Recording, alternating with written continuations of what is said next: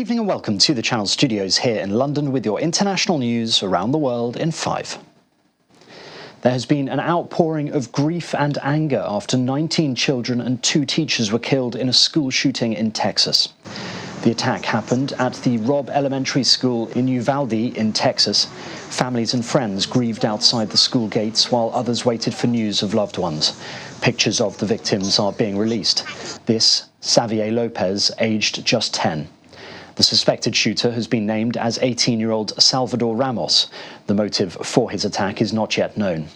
Alongside his wife Jill, the US president responded with this passionate statement. Beautiful, innocent, second, third, fourth graders. And how many scores of little children who witnessed what happened see their friends die as if they're on a battlefield, for God's sake. As a nation, we have to ask, when in God's name are we going to stand up to the gun lobby? When in God's name we do what we all know in our gut needs to be done? It is the deadliest shooting at a US elementary school since 20 children and 6 adults died at Sandy Hook School a decade ago. Mr. President. The Democratic senator there is Chris Murphy. Speaking on the floor of the US Senate moments after news of the shooting, he accused his colleagues of complacency and begged them to pass gun control legislation. Patrons, we have another Sandy Hook on our hands. What are we doing? There have been more mass shootings than days in the year.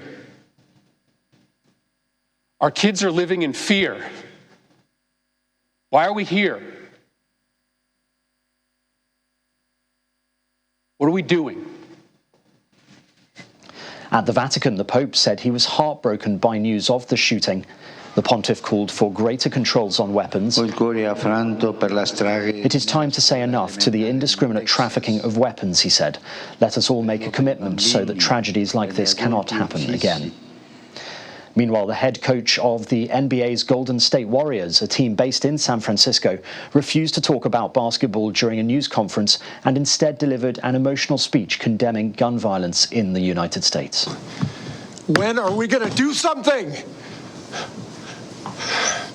I'm tired. I'm so tired of getting up here and offering condolences to the devastated families that are out there. I'm so tired of I'm tired of the moments of silence. Enough. Russians have intensified their attack across the Donbass front line, getting closer to completing the encirclement of Severodonetsk. Footage released by the Russian Defense Ministry showed tank bombardment of the area. Meanwhile, Volodymyr Zelensky, in his nightly address, said the situation in Donbass is extremely difficult. All Russian might left is now concentrated on this region. The United States and South Korea have held combined live fire drills in response to the North conducting missile launches. The drills included surface-to-surface missile tests involving the Army Tactical Missile System of the United States and South Korea's Hyunmoo-2 short-range ballistic missile. Biden and Yoon had agreed to hold bigger military drills and deploy more US strategic assets, if necessary, to deter North Korea's intensifying weapons tests. Boris Johnson says he takes full responsibility for mistakes made after Sue Gray's final report into parties that took place in Downing Street during lockdown.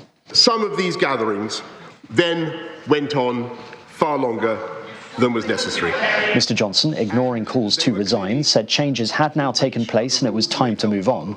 The final report, which is 37 pages long plus photos, had been delayed by the Met Police inquiry that ended last week. And finally, researchers at the California Institute of Technology, known as Caltech, have shown off a new drone that can fight back against powerful tornado winds. A custom-made simulator that uses 1,200 fans to create almost gale-force winds, the drone managed to stay upright with little effort and even performed figure-of-8 movements between tight obstacles without veering off course. Researchers say the drones, which could potentially fly themselves unaided into tornado-strength winds, have the capability to revolutionize everything from air travel to medical rescues. And that's your international news around the world in 5. Now back to the Channel Studios in Lagos.